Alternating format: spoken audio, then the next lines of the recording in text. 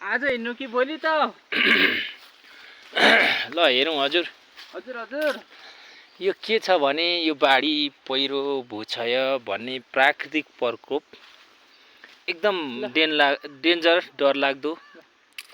यसले भनेको कसैलाई चिन्दो रहेछ आमा बुबा बा बाउ जोसुकै छोराछोरी कोही भन्दो रहेछ ससुराली कोही भन्दैन।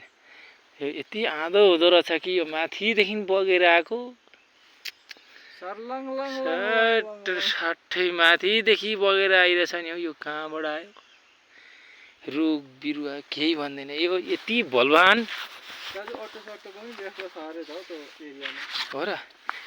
अनि चाहिने यस्तो खुकुरी देखाउँदा पनि त्यो भाग्दैन भनिसकेपछि मैले चाहिँ देखेँ डेन्जरै देखेँ हौ यो बाढी पहिरो भन्ने चिज नि। अलिक डराउनु नि हौ। मान्छे त खुकुरीदेखि डराउँथ्यो, मान्छे भन्दा नि भयङ्कर हुँदो रहेछ यो बाढी पहिरो भन्ने चिज। चट्ट खुकुरी बोकेर आइयो, कतै आउँदैन कि बाढी भनेर। मैले त बाढी पनि डराउँछ खुकुरी बोकेपछि भन्ने सुनेको थिएँ। अनि हजुर अनि चट्टसँगले आइयो। ठिकै छ, जाउँ न अब।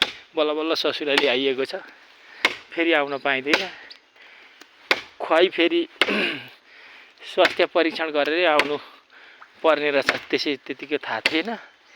यहाँ आएपछि बल्ल थाहा भयो। स्वास्थ्य रिपोर्ट लिएर आएर कति खाँदा ठिक हुन्छ भनेर जान्दा मात्रै नभए चाहिँ घर पुगिँदैन है यो खुवाइले।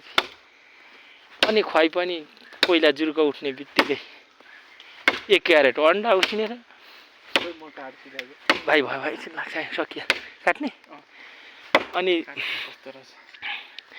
1 क्यारेट अन्डा उसिनेर त्यहाँबाट भएन त्यो घाटी गाईको दुधमा पकाएको कुराउनी चिउरा, अझै त्यहाँबाट भएन फेरि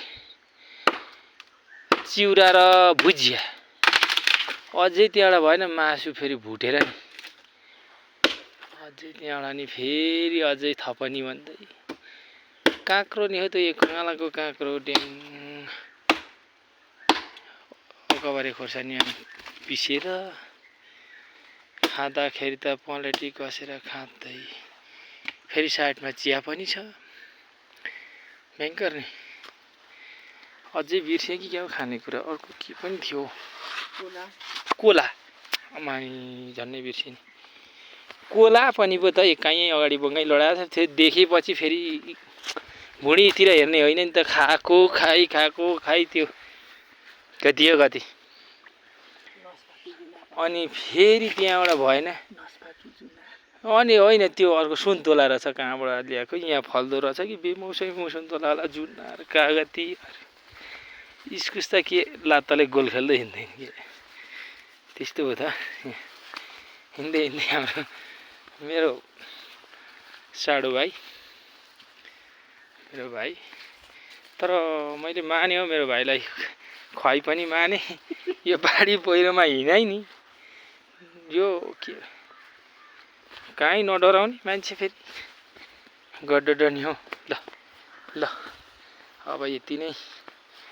फेरि पछि ससुराली आउँदा चाहिँ स्वास्थ्य परीक्षण गरिहरि आउँछु, नभए त बेहालै हुने रहेछ। यहाँ मम्मीले घाँस काट्नु भएछ, थुप्रा यो गुवालाका थुप्रा घाँस कटाइ पनि यता नि बगेछ। फेरि मार्ने पो भयो। यो दसैँकै बेला चाहिँ आउनुपर्ने बाढी पहिरो अनि चट्ट यता नि बगेछ, मर्ने गरी बगेछ।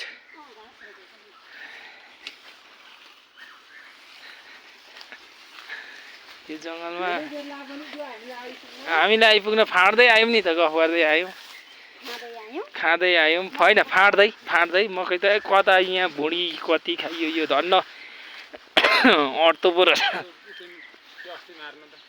टस पनि छ दिउँसै बालै यहाँ होइन।